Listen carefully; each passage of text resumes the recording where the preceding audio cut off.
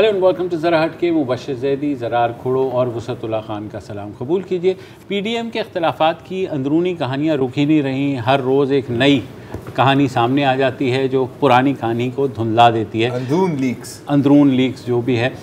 तो बहरहाल अब हुआ यह है कि पीपल्स पार्टी ने आज ऐलान किया है कि 4 अप्रैल को जो जुल्फ़िकार अली भुट्टो की 38वीं बरसी के मौके पर वो अपनी उस CEC का इजलास बुला लेंगे, सेंट्रल एग्जीक्यूटिव कमेटी का, जिसमें पीडीएम की 9 जमातों की उस मुतालबे पर गौर किया जाएगा कि हमें इस्तीफ़े देने चाहिए या नहीं।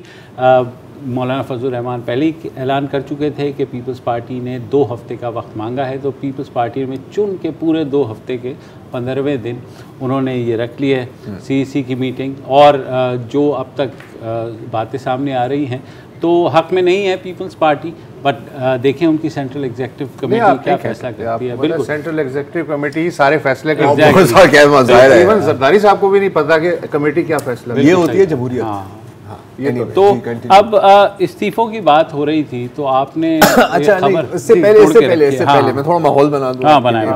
ये असल में 3 दिन बाद आए। हाँ, माहौल बनाया। मैं स्काइप पे था यार, मैं था। वो देखो जूम पे भी नजर आ रहा है, जिसमें आप समझ रहे थे कि मैं शिबली फराज हूँ। माहौल याद है, जूम पे भी नजर आ रहा है। आप देखें, पहला तो इनको था ना कि जी हम मिड टर्म इलेक्शंस कराएंगे। अच्छा, वो भी सवाल था कि कैसे, क्योंकि 3 ही ऑप्शंस हैं कॉन्स्टिट्यूशन में, अगर हम आइन पे चल रहे हैं तो क्या कहती है। एक तो कि अगर सदर को वजीर आजम का एक सर बस बहुत हो गया, आप डिसॉल्व कर दें, फिर री इलेक्शंस होंगी।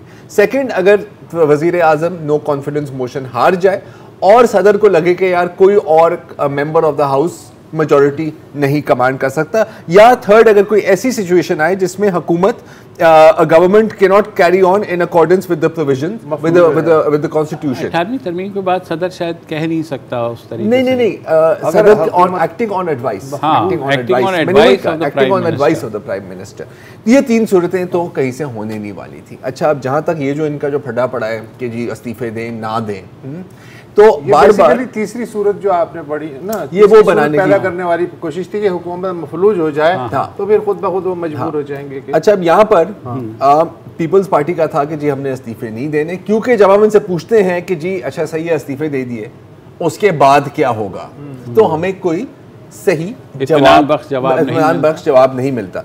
आज मेरे ख्याल है एहसन इकबाल साहब से भी यही सवाल आमिर वसीम की रिपोर्ट अगर डॉन में आपने, आई एम श्योर आपने पढ़ी है, साथ ही पढ़ी थी, उसमें इंटरेस्टिंग चीज़ें हैं। एक तो उसने लिया है रिपोर्टर ने पीपल्स पार्टी के सेक्रेटरी जनरल नैयर बुखारी को, और दूसरे मुस्लिम लीग नवाज के सेक्रेटरी जनरल एहसन इकबाल साहब को।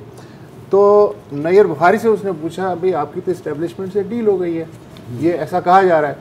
तो उन्होंने कहा कि तासुब ठीक नहीं है, मसला ये कि पीडीएम की जो दूसरी जमातें हैं एक वाज़े रोड मैप और इस्तीफ़ों के बाद की हिकमत अमली वज़ा करने में हमें कायल नहीं कर सकी हैं।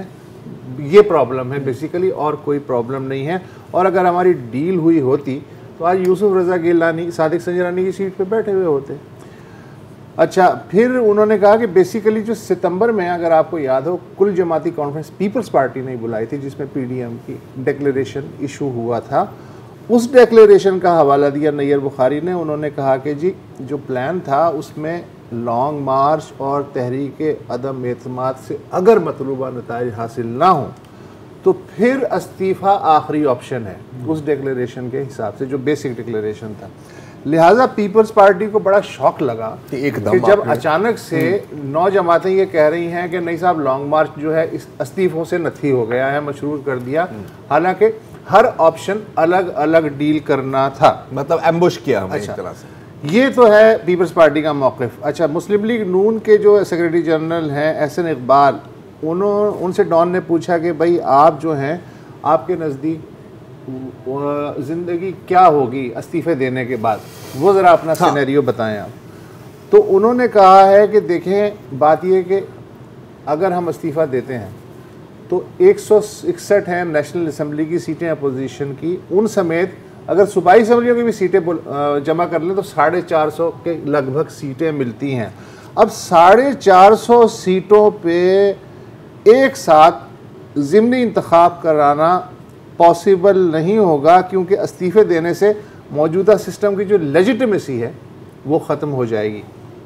अच्छा, फिर 9 जमातों का ये मानना है कि अगर इज्तिमाई इस्तीफ़ा दे देते हैं तो हुकूमत ढह जाएगी, ये एहसन इकबाल ने कहा।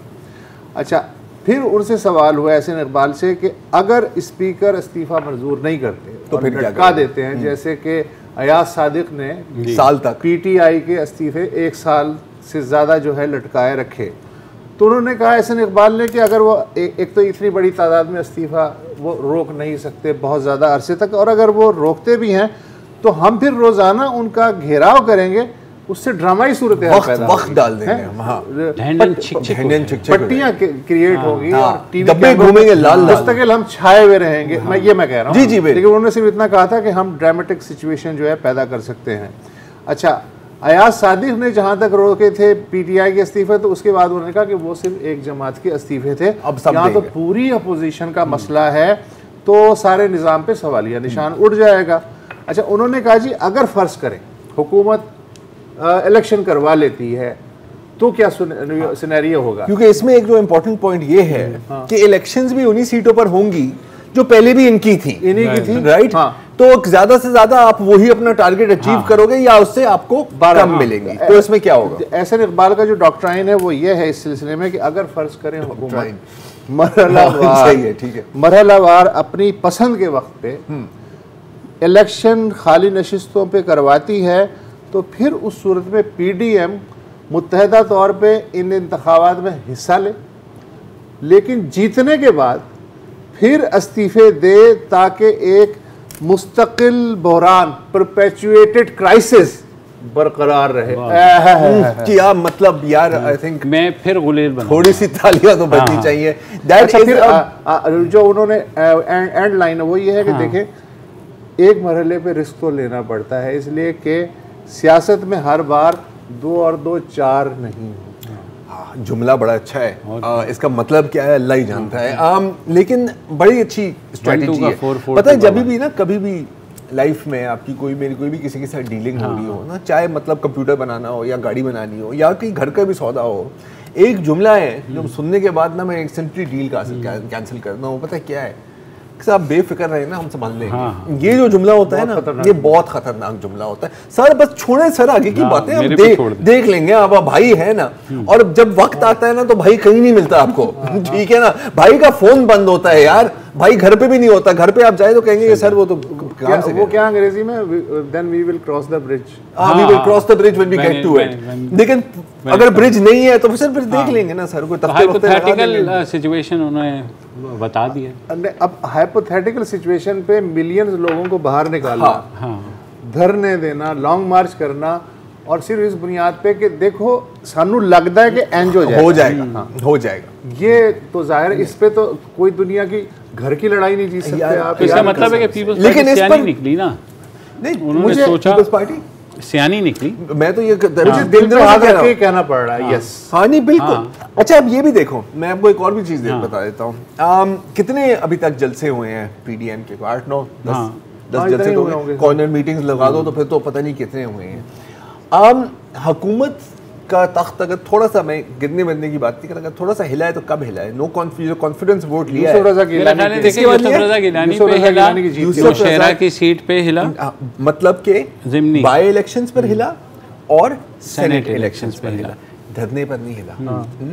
आपने जितने धरने करने, और मैं ये नहीं कह रहा कि धरनों की कोई वैल्यू नहीं है, it is a strategy, a weapon, लेकिन दी वेपन नहीं है कि यार तू अगर नहीं मानेगा ना मैं धरना कर दूंगा, ठीक है? वो कहेंगे जी बिस्मिल्लाह आप करें, देखे कब तक चलता है यार। मौलाना साहब के जो सोलो मार्च फ्लाइट थी, क्या हुआ उसका यार? हाँ, मतलब सही है, बहुत बातें हुई हैं, बड़ी हेडलाइंस बनी है, एक थोड़ा सा माहौल बना है, लेकिन सिर्फ माहौल पर आप गेम नहीं खेल सकते ना यार, उससे आपको आगे भी जाना। अच्छा, मैं एक और चीज़ सोच रहा हूँ, कॉमन सेंस की बात है कि फ़र्ज़ करें कि पीपल्स पार्टी भी कहती हाँ जी ठीक है, धरना वो लॉन्ग मार्च करते हैं, वहाँ बैठेंगे और इस्तीफे भी दे देंगे। आगे रमज़ान का मुकाबला कैसे करते हैं? ये किसी ने नहीं सोचा। नहीं, किसी ने नहीं सोचा। ये इस मुल्क में जहाँ 95% मुस्लिम आबादी है, ये किसी ने नहीं सोचा कि भैया वो जहाँ वहाँ जाके बैठोगे और 12, 13, 14 अप्रैल को जब रमज़ान शरीफ शुरू होगा क्या करोगे, उस तक का बैकअप प्लान मुझे नहीं पता। ये होती है लॉन्ग टर्म विजन और लॉन्ग टर्म प्लान, ये लॉन्ग टर्म टेलीविजन, ये जो भी है। दूसरे ये कि एक साहब हैं जो कि लीडर ऑफ द अपोजिशन है सर, उनसे कोई पूछ ही नहीं रहा कि इस्तीफे दिए जाएं या क्या किया जाए, कुछ नहीं किया जाए। वो तो अंदर है नहीं अंदर है या बाहर है, कम से कम उनसे मशवरा तो हो सकता है।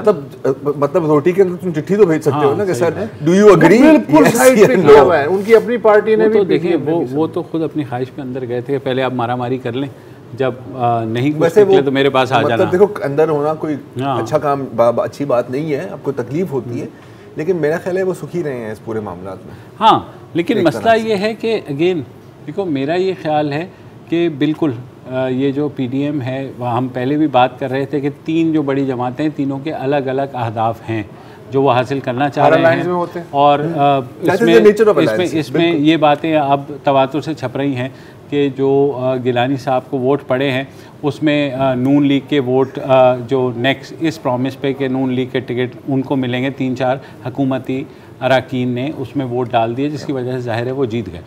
तो इसके अब जो सूरत हाल बन रही है वो मेरे ख्याल में जो पीपल्स पार्टी ने पोजीशन अपनाई है वो उस तहरीक को तो उसने फ़िलहाल साइड पे कर दिया, मगर अब होगा ये कि नून में जो हॉकिश किरदार हैं वो अब पीछे चले जाएंगे और हमजा शहबाज और इवेंचुअली अगर जिनकी तरफ आपने इशारा किया, एहसन इकबाल को तवक्को है, आपको भी है कि नहीं मैं तवक्को की तो बात नहीं कर रहा। आपके ख्याल में शहबाज शरीफ तो एयरपोर्ट नहीं पहुंचे थे क्या? मैं ये बात तो ये हो रही है कि लीडर ऑफ अपोजिशन जब आएंगे तो ऑब्वियसली वो उस वक्त स्ट्रैटेजिक फर्क पूछ लेना चाहिए था कि सर आप बताएं इस्तीफे नहीं आना, लीडर ऑफ द अपोजिशन है।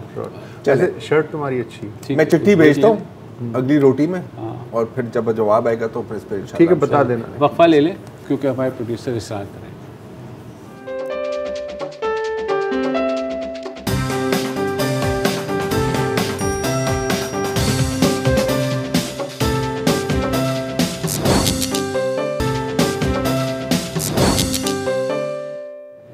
Welcome back. और कुछ बात कर लेते हैं इस्लामाबाद डायलॉग की, जो कल शुरू हुआ और आज उसका इख्तितामी दिन था। आज आर्मी चीफ जनरल बाजवा ने वहाँ पे ख़िताब भी किया, जिसमें उन्होंने पाकिस्तान को जो चैलेंजेस दरपेश हैं उसके बारे में एलेबरेट किया कि क्या क्या हैं। उन्होंने एक पाकिस्तान और भारत के जो कॉन्टेक्स्ट में एक बात की, और ज़ाहिर है आपको पता है कि गुज़िश्ता माह जो है पाकिस्तान और भारत के दरमियान LOC पर जंग बंदी का मुआहदा हुआ, जो कि सीज़ फायर एग्रीमेंट था 2001 का, उसकी कंटिन्यूएशन में जो जिसको हर तरफ से सराहा गया और ये इंडिकेशन थी कि शायद कोई आइस ब्रेक हो रही है। तो आज जनरल बाजवा ने कहा कि वो समझते हैं कि ये माजी को दफन करके आगे बढ़ने का वक्त है। बामानी मुज़ाकरात के ज़रिए मसाइल के हल की ज़िम्मेदारी अब भारत पर आयद होती है। हमारे पड़ोसी मुल्क को खुसूसन मकबूजा कश्मीर में साजगार माहौल बनाना होगा।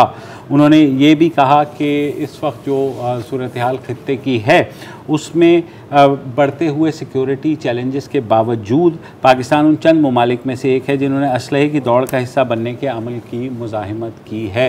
अब जब उनका ये बयान साथ ही उन्होंने ये भी कहा ये आसान नहीं है, क्यों खुसूसन जब आप एक गैर मुस्तहकम पड़ोस में रहते हो। आपको पता है अफ़गानिस्तान और दूसरी तरफ भारत, दोनों बॉर्डर्स पर गुज़िश्ता तकरीबन 2 अशरों से हम देख रहे हैं कि जो खटपट है वो मुसलसल चल रही है। अफ़गानिस्तान से दहशतगर्दी का खदशा है। फीचर जो है ना, मैंने बुलेट्स, हाँ उनको हम अगर ध्यान कर लें, मसलन it is naive to apply the failed solution of yesterday's year to the challenges of today and tomorrow.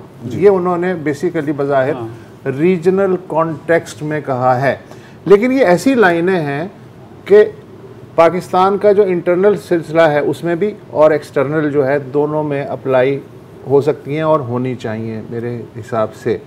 अच्छा, फिर उन्होंने जो इम्पॉर्टेंट बात की है वो ये है कि हमारी मुखलसाना ख्वाहिश है कि पाकिस्तान का इमेज बैनुल अक़वामी बरादरी में एक अमन पसंद मुल्क की हैसियत से बहाल हो के लिए रीकास्ट का लफ्ज़ इस्तेमाल किया उन्होंने, विच इज़ इम्पॉर्टेंट कि जो पॉलिसी शिफ्ट है उसकी डायनामिक्स आप इसमें देख सकते हैं। फिर आगे फरमाते हैं कि हमने माजी के तजर्बात से सीखते हुए मुस्तकबिल की जानिब सफ़र का इरादा किया है, मगर इसके लिए 2 तरफ़ा रिस्पॉन्स दरकार है। ये रीजनल कॉन्टेक्स्ट में विज़ा वी इंडिया है ये। इसके फिर साथ साथ उन्होंने जो इम्पोर्टेंट बात की, उन्होंने कहा कि जो भी बाहर बैरूनी जो फैक्टर्स हैं उसके अलावा हमें अपने घर को भी ठीक करना पड़ेगा। इसके लिए जो वर्बेटम है वो है, we had realized that unless our own house is in order nothing good could be expected from outside. मुझे लगता है जी, देखिए बहुत से लोग ये बात कर रहे हैं कि जी डॉन लीग ये बातें पहले भी की गई हैं, बहुत डिफरेंट कॉन्टेक्स्ट में भी की गई हैं और इस दौर में बार बार की गई हैं। ठीक है, पास्ट इज द पास्ट। अगर हम थोड़ा फॉरवर्ड लुकिंग या कम से कम अभी प्रेजेंट सिनेरियो ही देखें, अब मैं आ रहा हूँ रीजनल की तरफ और खास तौर पर पाक भारत की तरफ। अब एक सेकंड के लिए हम छोड़ देते हैं कि हम पाकिस्तानी हैं और हम पाकिस्तान में बैठे हुए हैं और हम देखते हैं कि ऑब्जेक्टिवली ठंडे दिमाग के साथ भारत की जो स्ट्रेटजी रही है, भारत के लिए क्या हासिल किया है इस खित्ते में। आपने पाकिस्तान के साथ एक एग्रेसिव स्टांस रखा है, आपने चीन के साथ भी एग्रेसिव स्टांस रखा है। रिजल्ट क्या हुआ है कि over the past few decades आपने पाकिस्तान और चीन को एक कैंप में डाल दिया है। अब we have economic cooperation, we have military cooperation. अच्छा, रेटोरिक के पॉइंट ऑफ व्यू से तो सही है कि जी ये भी दुश्मन है, ये दुश्मन, हमारे दोनों दुश्मन मिले हुए हैं। रियलिस्टिकली किसी भी मुल्क के लिए क्या ये एक सस्टेनेबल चीज है कि एक जायंट नेबर है आपका नॉर्थ पर जो आपको हर एक लेवल पर आउट कम्पीट कर रहा है और उसका छोटा भाई बैठा हुआ है आपकी वेस्ट पर, और ये एक पॉसिबिलिटी बनती है, आप जितना बात कर लें 2 फ्रंट वॉर्स, 2.5 फ्रंट वॉर्स जब आती है ना सर पे, तो फिर आपको समझ आती है। तो इसीलिए तो जब ये सीज फायर पर ये भी क्यों अग्री हुए, क्योंकि उन्होंने देखा कि लद्दाख में जो हुआ है, अगर दोनों साइडों पर बॉर्डर हॉट हो जाए तो ये अनसस्टेनेबल है। तो ये जो इनकी जो अब सवाल ये बनता है कि क्या दिल्ली में पॉलिसी मेकर्स इस बात को समझ रहे हैं कि जी हमारे अपने ही अग्रेसिव स्टांस में की वजह से हमने अपने नेबरहुड को भी एलियनेट कर दिया है, या वो अभी भी अखंड भारत। लेकिन देखें ये दिल्ली वाले ही बता सकते हैं कि वो क्या समझ रहे हैं। मैं ये जो है ना चीफ की तकरीर, इसके सिनेरियो में हमें तो इस पे बात करनी है कि पाकिस्तान की पॉलिसी में अगर कोई क्वालिटेटिव चेंज आ रहा है तो वो क्या है। मसलन चीफ साहब ने अपनी तकरीर में एक इस्तेलाह एक से ज़ायद दफ़ा इस्तेमाल की, जियो पॉलिटिकल की बजाय जियो इकोनॉमिक्स की इस्तेलाह इस्तेमाल हुई, जो कि पिछले 2-3 हफ्ते से यहाँ चल रही है, वज़ीर ख़ारजा से लेके और चीफ तक। अच्छा, अब मसला ये है कि पाकिस्तान का जो बेसिक जो तस्वुर है, मजबूरी है या हालात जो भी, एक सिक्योरिटी स्टेट का तस्वुर शुरू से अब तक बना हुआ है। अब मसला ये है कि अगर आप जियो इकोनॉमिक्स पे प्रैक्टिकली जाना चाह रहे हैं दिल से और आपने एंकरेज जो है वो चेंज किया है, तो ये जो सिक्योरिटी स्टेट का कॉन्सेप्ट है इसमें ज़्यादा से ज़्यादा क्या तब्दीलियां आ सकती हैं? इसमें तब्दीली क्या तरक्की सिक्योरिटी के मातहत हो या फिर सिक्योरिटी तरक्की के नतीजे में हासिल हो? अच्छा, अब इसके अंदर देखिए, I don't look at it as an और फ्रैंकली स्पीकिंग। आप चीन को भी देख लें, in many ways you can say that China is a police state. Police state, security state तो दूर की बात, police state. UAE police state है, सऊदी अरेबिया police state है, इकोनॉमिकली की तरफ तो सभी जा रहे हैं ना वहाँ पर भी। ठीक है, चाइना का तो नारा ही कनेक्टिविटी है, जो जियो इकोनॉमिक और कनेक्टिविटी की बात कर रहे हैं, this is a very Chinese narrative. ठीक है, यहाँ पर एक क्लियर बात की गई है कि जी अफगान पाकिस्तान ट्रांजिट ट्रेड को रिवाइटलाइज करें, और ये आपकी पॉइंट की तरफ ही मैं आ रहा हूँ, providing access to Afghanistan to export her goods to India. तो this is an overture. इसलिए मैं बार-बार बात कर रहा हूँ ना कि देखिए, आपने 2 मिसालें दी, चाइना की और यूएई की। थोड़ा सा फर्क है पाकिस्तान और दोनों की मिसालों में, इसलिए कि जो चाइना का केक है उसमें सिक्योरिटी और पुलिस स्टेट बनाने पे उस केक का 10% हिस्सा लग रहा है। यूएई का वसाइल के एतबार से भी पुलिस स्टेट मेंटेन करने में 10% हिस्सा लग रहा है, हमारा तो तकरीबन आधा लग रहा है ना। इसीलिए तो जियो इकोनॉमिक्स पे बात लेकिन मुझे हो रही है, देखो उसके लिए थोड़ा सा नहीं, लेकिन मैं प्रैक्टिकल पॉलिसी शिफ्ट, मैं इसको इधर और नहीं देख रहा। आई मीन दूसरा ये है, ये इधर और की बात नहीं है। देखो, मेरा ये ख्याल है कि इससे पहले पीपल्स पार्टी दौर में भी और नून लीग के दौर में भी एग्जैक्टली यही बात हुई थी कि अफगानिस्तान को हम ट्रांजिट के लिए वो दे दें। इकोनॉमिकली बात की गई थी, मगर उस वक्त उसको देखा गया कि ये कोई बहुत ही कोई गद्दाराना सोच आ गई है। अब कोई और कह रहा है, लेकिन बात ये कि कोई और बेशक कह रहा हो, लेकिन जो पहले कह रहे थे जाहिर है उनको जिस तरह से पेंट किया गया, एब्सोल्युटली, ठीक है ना, कोई और बिल्कुल मैं 100% एग्री विद यू। लेकिन देखिए, मैं बार बार ये इसलिए बात कर रहा था दिल्ली में पॉलिसी मेकर्स की कि रीजनल कनेक्टिविटी हो नहीं सकती unless Delhi agrees, you see. और दिल्ली को भी ये देखना चाहिए कि जी आपकी जो स्टांस है उसकी वजह से साउथ एशिया में और प्लेयर्स दिल्ली वाले ही बता सकते हैं। मैं तो एक रिटोरिकल मेथड मैंने आपको अच्छा दूसरे बात है कि ये किसी एक हुकूमत की पॉलिसी नहीं है जो नुकाल है। बिल्कुल, अगर ये स्टेट की पॉलिसी है तो जो सारे स्टेक होल्डर्स हैं, बिल्कुल हर बड़ी जमात और हर बड़ा इदारा उसको साथ लेके चलना पड़ेगा, वरना ये कॉन्फ्रेंस अगले साल वरना फिर ये सिर्फ बातें। ठीक, बिल्कुल सही। वक्फा ले लें। Thank you.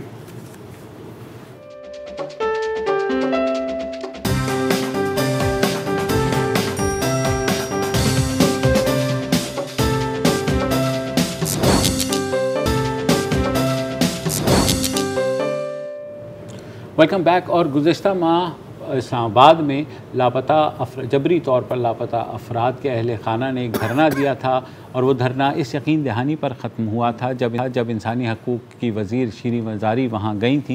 उन्होंने कहा था कि वज़ीर आज़म इमरान ख़ान इन लापता अफराद से मुलाकात के लवाहिकीन से मुलाकात करेंगे और उनको यकीन दहानी कराएंगे कि हुकूमत इस बारे में क्या कर रही है।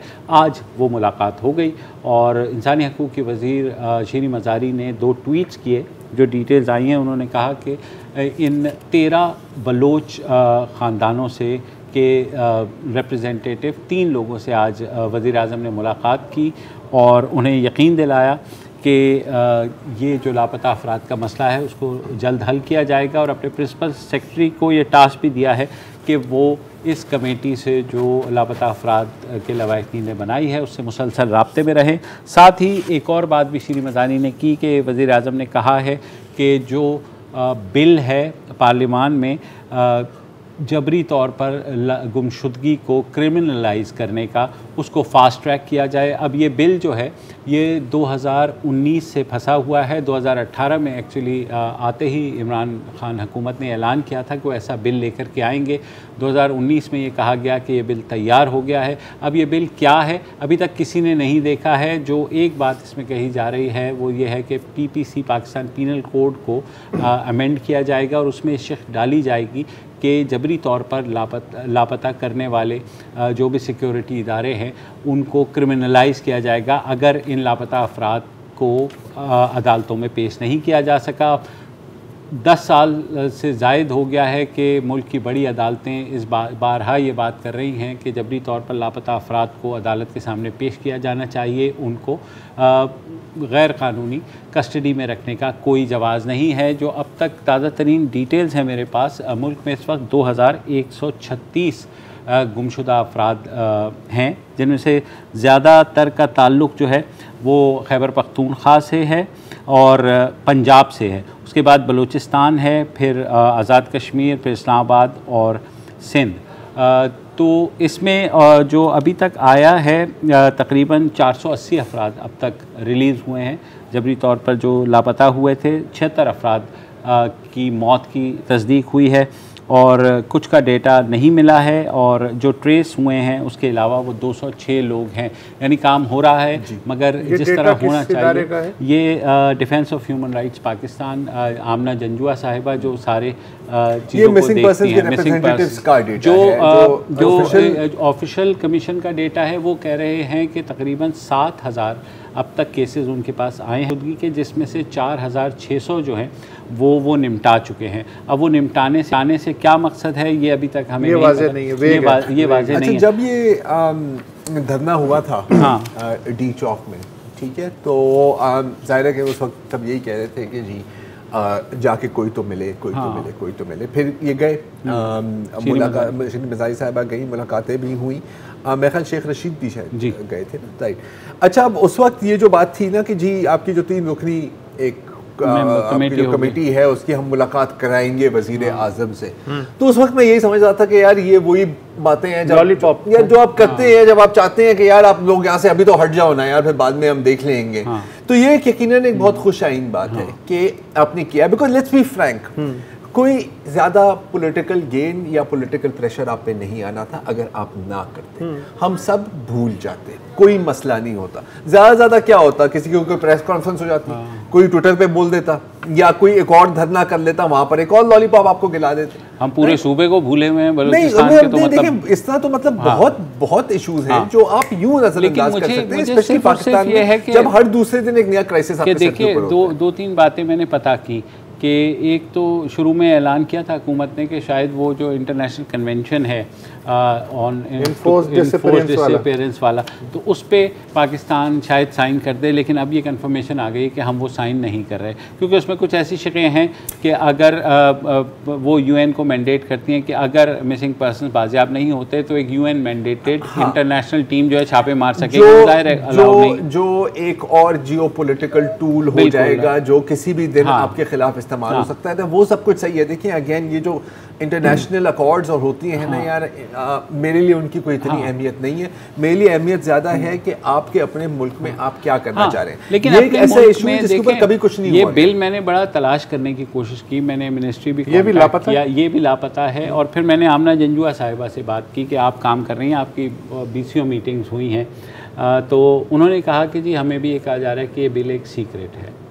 तो अभी लापता अफराद के बारे में तो हाँ, नहीं देखिए मतलब जिस तरह का बिल है सर, ये एक तरह से बेहतर ही है कि इसकी कुछ शिकें लीक ना हो इस वक्त पर, क्योंकि ये काफी पावरफुल लोगों की तरफ जाएगा इवेंचुअली। हाँ। तो वहां से एक रिएक्शन भी आएगा। Let's be realistic about it यार। देखो हम आइडियलिस्टिक बातें क्यों कर रहे हैं यहाँ पे बैठ के, हमें भी हकीकत पता है, हमें पता है कि ये सिचुएशन कहाँ डेवलप हुई, क्या किया गया और अभी ये कहाँ पहुंची हुई है। तो लेकिन इस इशू में स्टेक होल्डर से रियासत तो नहीं है। कौन है मुतासरीन? सर होंगे 10,000 मुतासरीन होंगे, 20,000 मुतासरीन होंगे। हमने यहाँ पर लाखों लोगों को भी नज़रअंदाज किया हुआ है, and we have in the past.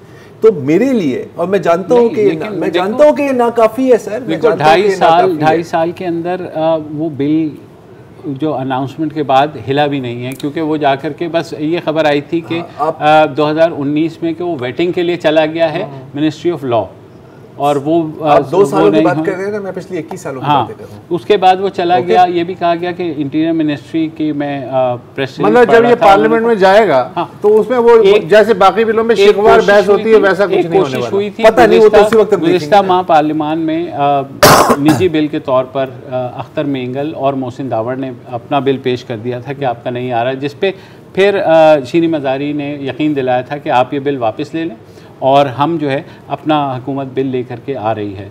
लेकिन वो बिल कहाँ है अभी तक किसी को नहीं पता। ये एक सवाल है, एक दिन तो आ ही जाएगा। लेकिन अगेन मैं ये कहूँगा कि जो मुलाकात हुई है, हाँ, अगर ये मुलाकात नहीं होती, कौन कुछ उखाड़ लेता? नहीं, आई मीन नहीं, let's be realistic about it यार। आप बात कर रहे हैं कि 2 सालों से ये बिल फंसा हुआ है, ये सिचुएशन तो 2 दहाइयों की है, नहीं, उससे भी ज्यादा लंबी है ना यार। बिल फंसा हुआ तो है, लेकिन बिल है भी या नहीं है, how would you know? Fine, we don't know. मैं तो सिर्फ उस चीज पे, मैं तो बिल की बात ही नहीं कर रहा। मैं तो बात कर रहा हूँ कि सिर्फ जो धरना हुआ है और इसमें जाके जो मुलाकातें हुई हैं और उसके नतीजे में अभी जो ये 3 रुकनी कमेटी के साथ मुलाकात हुई है, ये भी नहीं होती। अगर ये ना होती तो हम यहाँ बैठ के ये बात भी ना कर रहे होते। Let's also keep that in mind ना। देखें, ये कोई ऐसा मसला नहीं है कि कोई एक गवर्नमेंट इसको हल करे या कोई 1 साल या 2 साल में यह हल होने वाला है। ये दहाइयों का मसला है। ज़रूरी ही नहीं था कि ये मीटिंग ही होती। सो इन दिस कॉन्टेक्स्ट, मैं आइडियल बात नहीं कर रहा। आइडियली मैं चाहूँगा कि हर एक बंदा जो लापता है उसको कोर्ट में आप पहुँचाएं और जो भी उसकी कानूनी कार्रवाई आप करें, और आप लवाकीन को भी इन्फॉर्म करें कि या वो जिंदा है या वो मुर्दा है। लेकिन मुझे पता है कि आइडियल वर्ल्ड नहीं है, और इस फ्लॉड कॉन्टेक्स्ट में ये भी हो रहा है ना, मेरे लिए एक अच्छी बात है। ठीक है, ओके, वक्फा ले ले।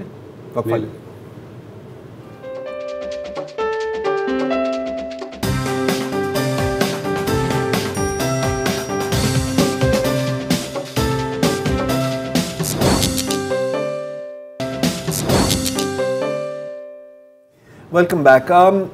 काफ़ी बात होती है फेक न्यूज़ पर, लेकिन फेक न्यूज़ की भी कुछ कैटेगरीज होती हैं। तो पिछले हफ्ते 10 दिन में मुख्तलिफ़ किस्म की गलत खबरें मंजर आम पर आई हैं, और कहा कि एक एक करके उन पर बात करें।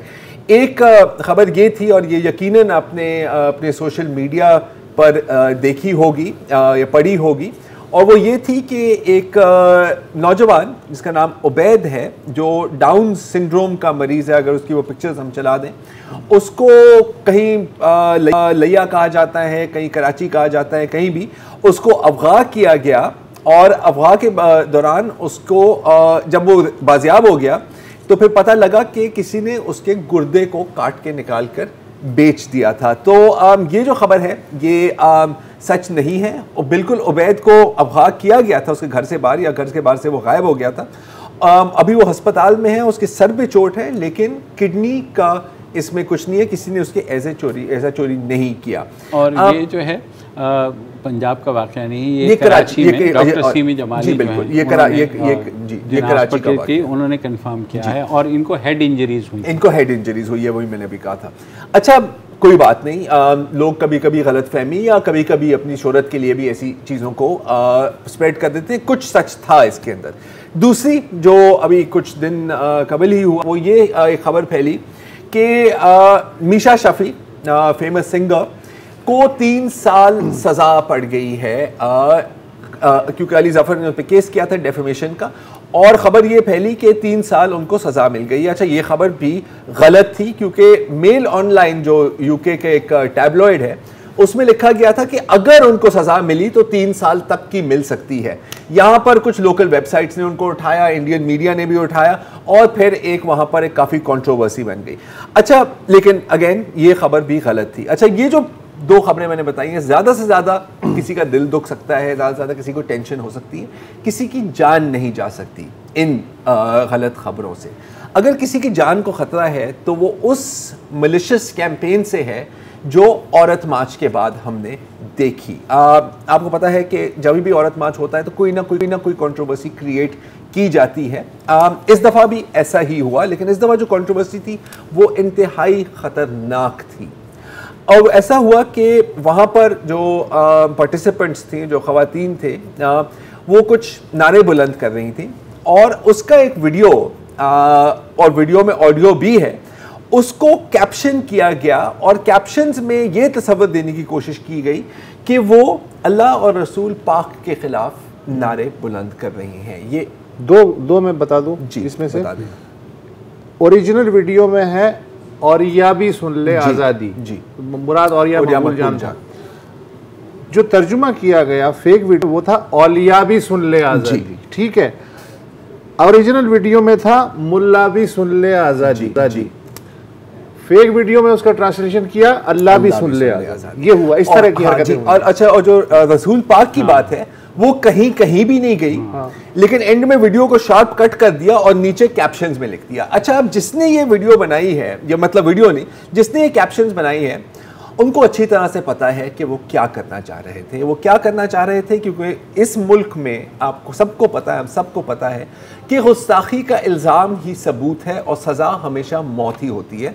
और ये ज़्यादातर कोई कोर्ट की वजह से नहीं, किसी कोई उठाकर गोली मार देता है। एहसन इकबाल पर गोली लगे, सलमान तासीर का केस आपके सामने, इस तरह के आपको मशाल खान, इस तरह के आपको बहुत केसेस मिलेंगे। तो जिन्होंने ये वीडियो बनाई है, एक तो आपने झूठ बोला है, दूसरा आपने कोशिश की है कि इन पर कातिलाना हमला हो या कम से कम गुस्ताखी का पर्चा हो 295C का। अच्छा ये भी होने वाला था। इस्लामाबाद में आपने देखा कि कुछ ग्रुप्स ने इनके खिलाफ मुजाहरे भी किए, बल्कि एक गवर्नमेंटल ऑफिशियल कमेटी तक ये बात पहुंची कि जी इसकी तहकीकात हो। इसके साथ एक बहुत ही अफसोस की बात यह है कि कुछ हमारी जो सो कॉल्ड बरादरी है सहाफ़ियों की, एंकर सहाफ़ी, उन्होंने जब ये वीडियो देखा तो एकदम अपने सोशल मीडिया पर डाल दिया और कि ये देखें ये क्या बातें हो रही हैं। आपने ये ज़हमत नहीं की कि आप पूरी तरह सुन लें, आप मैच करें। आपने ये ज़हमत नहीं की, वो मुझे पता है कि बड़ा मुश्किल होता है फ़ोन उठा के किसी को कॉल करना, वो सहाफ़ी कब करते हैं किसी को कॉल, राइट। हम रिसर्च का तो काम नहीं है हमारा शायद, कि आप किसी ऑर्गेनाइजर को कॉल कर लें, आप किसी से बात करें जो वहां मौके पर थे कि क्या हुआ है। नहीं, आपने अपने गुस्से में और सॉरी टू से अपनी सस्ती शोहरत के चक्करों में इसको आपने अपलोड कर दिया। अच्छा कुछ उसके बाद जब पता लगा, जब लोगों ने शोर मचाया कि यार आप क्या करना चाह रहे हो, लोग कह रहे थे कि नहीं हम तो चेक करने के लिए कर रहे थे कि क्या ये सच है। तो क्या चेक करने का ये तरीका होता है? या आपको ये फिक्र नहीं थी कि आपकी लाइक्स और रीट्वीट्स और शोहरत के चक्कर में किसी की जान जा सकती है? अब सबसे ज़्यादा अफसोस की बात मेरी नज़र में ये है कि जिसने ये वीडियो बनाई है, गुस्ताखी तो उसने की है। इस तरह की बातें, इस तरह की गंदी बातें करते हुए गुस्ताख तो फिर आप ही निकले। मसला पता है क्या बनता है कि हमने देखा है कि सज़ा मिल जाती है, कोर्ट केस चल जाते हैं, 20-20 साल। जुनैद हफीज़ कब से जेल में है, लेकिन जो झूठा इल्ज़ाम लगाते हैं उन पर कभी कुछ नहीं किया जाता। रिमशा अली का केस 2012 में, रिमशा मसीह का केस 2012 में इल्ज़ाम लगाया गया कि कुरान के सफ़ों को जलाया है, नाउज़ुबिल्लाह। ठीक है, बाद में पता लगा कि नहीं, कारी साहब ने खुद जलाया, जिन्होंने FIR कटाई है। रिमशा अली भाग के मुल्क को छोड़ना पड़ा, कारी साहब आराम से बैठे। ये हमारे मुल्क की सूरत हाल है। तो अगर आप उनमें से हैं जिन्होंने ये वीडियो बनाया है, और अगर आप उनमें से हैं जिन्होंने बग़ैर तस्दीक किए इस झूठ को आगे फैलाया है, तो मेरा ख्याल एक दफ़ा सोच लें, क्योंकि इस दुनिया में तो शायद आपका कुछ नहीं हो, लेकिन आखिरत में फिर आपसे शायद ये सवाल पूछा जाएगा कि आप क्या करना चाह रहे थे। और मसला ये है कि देखें, आपने कहा कि जिस किसी ने भी सस्ती शोहरत के लिए, मेरा तो ख्याल है कि बाकायदा कैंपेन के तहत फैलाया गया और हैशटैग्स बने बाकायदा गुस्ताख के, और वो सारे वो करके, और पूरे का पूरा जो एक ग्रुप था सोशल मीडिया का, उसने इसको प्रमोट किया, इसको टॉप ट्रेंड बनाया।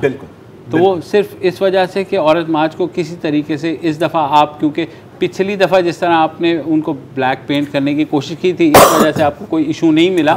औरत मार्च के दिन तक आपको इशू नहीं मिला। ये जो इशू आया, ये उस औरत मार्च से अगले दिन, ये आपने जान के बनाया। और देखिए, अगेन कोई ये नहीं कह रहा कि आप सपोर्ट करें, मैं कह रहा हूं आप क्रिटिसाइज करें, आप गालियां दें, बेशक गालियां देना आपका हक है। अच्छा, दूसरे बंदे का हक है कि आपके गालियां देने के बाद वो आपको ब्लॉक भी कर दे, आप दोनों का हक है।